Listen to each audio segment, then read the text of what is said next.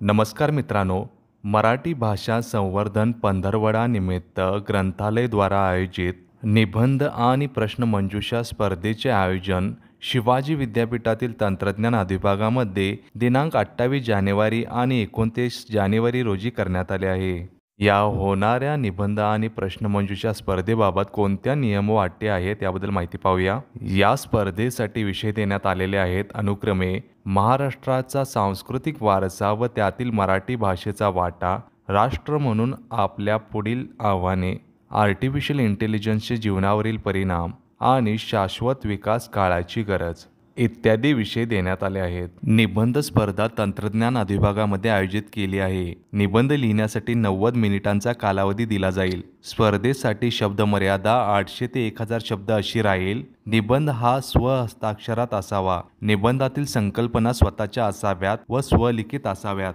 स्पर्धेसाठी लागणारा कागद आयोजकाकडून उपलब्ध करून दिला जाईल. आयोजकाचा निर्णय अंतिम राहील. वैशिष्ट्य म्हणजे स्पर्धा निःशुल्क राहील आणि सोबत दिलेल्या विषयातील एका विषयावर निबंध लिहावा लागेल.